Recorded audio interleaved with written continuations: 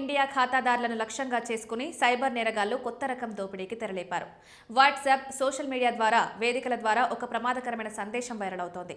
మీ ఆధార్ వివరాలను వెంటనే అప్డేట్ చేయాలని, లేదంటే యోనో యాప్ నిలిచిపోతుందని ఆ మెసేజ్ హెచ్చరిస్తోంది. దీనికోసం ఒక ఏపీకే ఫైల్ను డౌన్లోడ్ చేసి ఇన్స్టాల్ చేసుకోవాలని సూచిస్తున్నారు.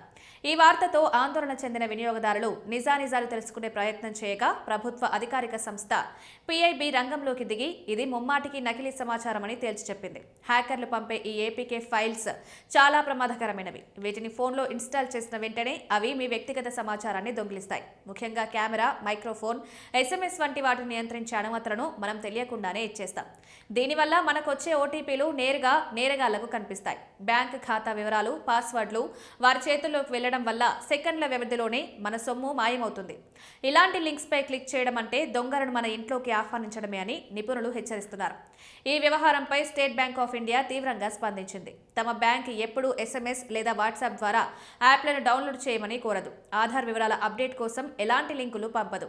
కేవలం ప్లే స్టోర్ లేదా యాప్ స్టోర్ వంటి అధికారిక వేదికల నుండి మాత్రమే బ్యాంక్ యాప్లకు డౌన్లోడ్ చేసుకోవాలి.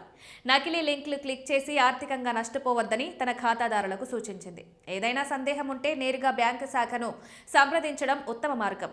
ఫిషింగ్ మోసాల నుండి తప్పించుకోవడానికి ప్రజలు కొన్ని జాగ్రత్తలు పాటించాలి. తెలియని వ్యక్తుల నుండి వచ్చే ఈమెయిల్ అటాచ్మెంట్లు లేదా మెసేజ్ లింకులను అస్సలు తెరవకూడదు.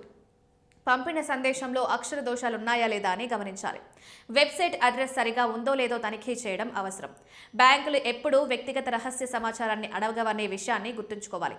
అధిక లాభాలు వస్తాయని లేదా ఖాతా మూతపడుతుందని బెదిరించే సందేశాల పట్ల మరింత అప్రమత్తంగా ఉండాలి.